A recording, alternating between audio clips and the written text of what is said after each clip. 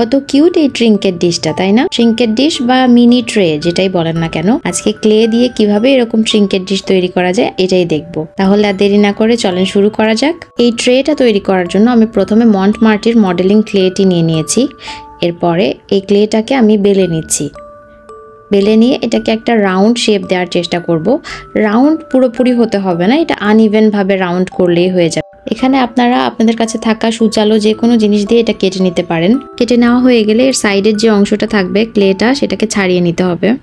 এরপরে সাইডের যে মোটা অংশটা আছে এটাতে ব্লেডের সাহায্যে এরকম করে দাগ দিয়ে দিতে হবে, যাতে আমরা এর বর্ডার যেটা সেট করব সেটা খুব ভালোভাবে সেট হয়ে যায়।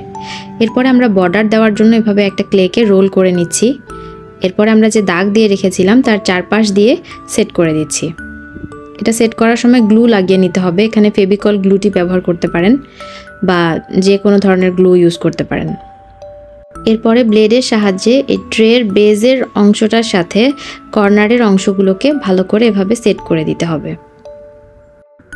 আমার ক্লেটা অনেক দিন থেকে রাখা থাকার কারণে অনেকটা হার্ড হয়ে গেছে, যার কারণে আমার কাজ করতে অনেক বেশি প্রবলেম হচ্ছে। আপনাদের ক্লেটা নতুন অবস্থায় থাকলে অনেক ইজিভাবে আপনারা এটা করতে পারবেন।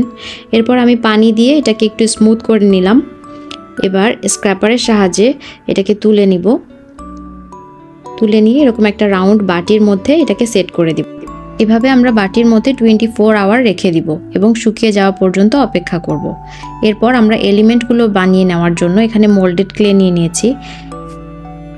মোল্ডেড ক্লের রেজিন এবং হার্ডেনারটি ভালোভাবে মিশিয়ে নিয়ে আমি এখানে এলিমেন্টগুলো তৈরি করে নিচ্ছি। এখানে আমি প্রথমে একটা স্ট্রবেরি বানিয়ে নিচ্ছি। এরপরে আমি একটা কিউট ছোট্ট চার্মস বানিয়ে নিচ্ছি। চার্মসের কান তৈরি করার জন্য এগুলো আমি টুথপিকের সাহায্যে এটার সাথে অ্যাটাচ করে দিচ্ছি। এরপরে পা এবং হাতগুলো সেট করে দিচ্ছি। এক্ষেত্রে আমি ফেভিকল গ্লু ব্যবহার করছি। এরপরে আমি ডিম এবং তরমুজও বানিয়ে নিলাম। এই তো আমার এলিমেন্টগুলো বানানো শেষ এবং আমাদের ট্রেও শুকিয়ে গেছে।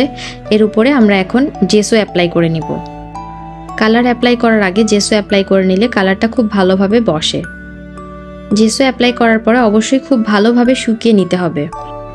খুব ভালোভাবে শুকানোর পরে আমরা পছন্দ মতো রং অ্যাপ্লাই করতে পারবো। এখানে আমি অ্যাক্রিলিক কালার ব্যবহার করছি। আপনারাও চেষ্টা করবেন অ্যাক্রিলিক কালার ব্যবহার করতে, তাহলে এটা লং লাস্টিং হবে। এখানে আমি ফেভিক্রিলের অ্যাক্রিলিক কালারটি ব্যবহার করছি। প্রথমে আমি খুব সূক্ষ্ম একটা তুলির সাহায্যে যেখানে যেখানে আমরা লাল রং করব সেখানে লাল অ্যাপ্লাই করে নিলাম। এবার যেখানে সবুজ অ্যাপ্লাই করার কথা সেখানে আমরা সবুজ অ্যাপ্লাই করে নিচ্ছি। এরপর যেখানে সাদা রং ব্যবহার করতে হবে আমরা সেখানে সাদা রং ইউজ করছি। আমি এখানে একটা ফ্লাওয়ার তৈরি করেছি। ফ্লাওয়ারটার পাপড়িগুলো আমি সাদা কালার রাখবো এবং মাঝখানের রেনুটা ইয়েলো কালার করব। এর জন্য আমি সাদার কাজগুলো আগেই করে নিচ্ছি এবং ডিম পোচ যেটা রেখেছি সেটাও আমি প্রথমে সাইডের অংশগুলো সাদা করে নিচ্ছি এবং মাঝখানের অংশটা ইয়েলো কালার করে দিব। এবং আমরা যে কিউট ছোট্ট চার্মসটা তৈরি করে রেখেছি সেটা আমি প্রথমে হোয়াইট কালার করে নিচ্ছি, পরে এটা ডিটেলিং অ্যাড করব। এরপরে আমি স্ট্রবেরির উপরে হোয়াইট কালার দিয়ে ডিটেলিং করে দিচ্ছি এবং ইয়েলো কালার দিয়ে আমি ডিমের কুসুমটা এবং ফুলের যে মাঝখানে রেনুটা ছিল সেটাও করে দিচ্ছি। আপনারা চেষ্টা করবেন একবারে যে কালারগুলো একসাথে করা যায় সেগুলো একসাথে করে নিতে, তাহলে বারবার ব্রাশের কালার চেঞ্জ করতে হবে না, ব্রাশ ধুতে হবে না, একবারে কাজটা করে নেওয়া যাবে। এরপর আমি হোয়াইট, পিঙ্ক আর অরেঞ্জ কালার মিলিয়ে একটা পিচ কালার তৈরি করে নিয়েছি এবং বর্ডারে আমি পিঙ্ক কালার অ্যাপ্লাই করেছি। এই তো আমাদের ট্রিঙ্কেট ডিশ কালার করা কিন্তু শেষ। এরপরে ভার্নিশ করার পালা। আমি এখানে বেশ কয়েক ধরনের প্রসেস দেখাচ্ছি, আপনারাই পার্থক্যটা দেখে নেন। আমি এখানে ট্রান্সপারেন্ট নেল পালিশ ব্যবহার করছি একটা অংশে। এই তো এরকম হলো নেল পালিশ ব্যবহার করার কারণে। এবার ক্লে ভার্নিশ অ্যাপ্লাই করছি এই ডিমের উপরে। এবার আপনারা পার্থক্যটা দেখতে পারবেন যে এটার সাথে ওটা মিলিয়ে দেখতে পারবেন কি পার্থক্য হচ্ছে। ক্লে ভার্নিশ দেওয়াতে এরকম একটা গ্লস আসলো। এরপর আমি অ্যাক্রিলিক ভার্নিশ অ্যাপ্লাই করব এই ফুলটাতে।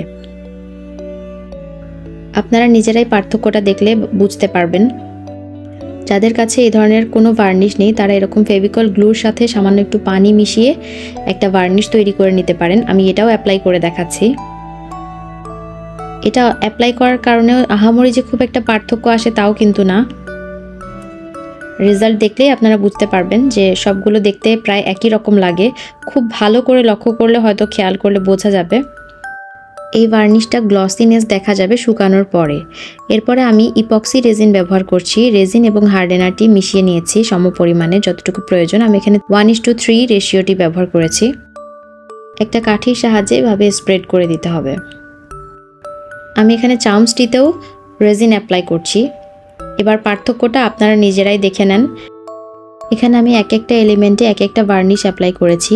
আহামরি খুব একটা বোঝা যাচ্ছে না। ভার্নিশ বিষয়ে আমাকে অনেকেই প্রশ্ন করেন যে ক্লের উপরে আসলে কোন ধরনের ভার্নিশ অ্যাপ্লাই করব। এই বিষয়টা ক্লিয়ার করে দেওয়ার জন্য আমি এই ভিডিওটা তৈরি করেছি।